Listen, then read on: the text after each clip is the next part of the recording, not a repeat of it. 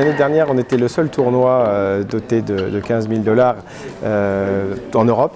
Et cette année, il y a une dizaine de tournois qui se sont mis sur notre date, puisque nous, on n'avait pas changé, dont un tournoi en Angleterre à 25 000 $, qui est juste au-dessus de nous.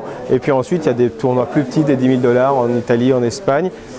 Alors on a eu peur et en réalité on a le meilleur tournoi, le meilleur tableau qu'on ait jamais eu.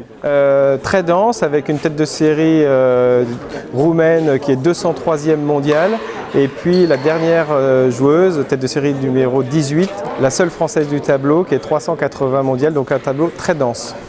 On a la chance, ce n'est pas toujours le cas, d'avoir effectivement Christina Barrois qui a gagné l'année dernière, qui sera tête de série numéro 2, donc elle est vraiment très bien placée aujourd'hui pour se succéder à elle-même, même si derrière on a en tête de série numéro 3 une joueuse qui a été 30e mondiale, qui est la sœur de Krajicek et qui revient de blessure, mais qui a forcément un niveau supérieur à son classement actuel qui est aux alentours de la 240e place mondiale. En fait, dans l'univers du tennis mondial, c'est le deuxième échelon des tournois qui attribuent des points WTA. Donc ce sont les seuls points qui permettent ensuite d'aller directement dans les tableaux finaux des tournois du Grand Chelem. Ici, la vainqueur gagne 25 points. Sur un 10 000 $ comme on était avant, elle gagnait 12 points.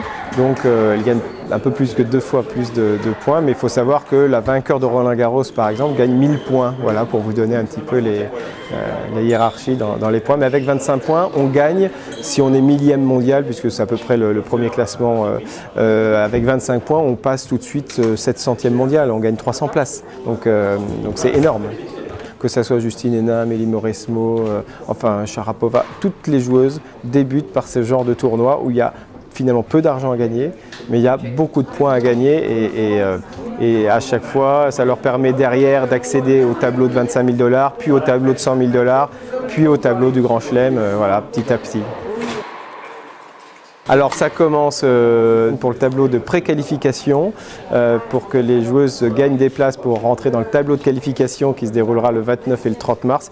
Et puis ensuite, première semaine d'avril, du lundi jusqu'au dimanche 6 avril, le tournoi avec 32 joueuses, 18 têtes de série, 4 wildcards et puis une dizaine de joueuses qui vont sortir des qualifications.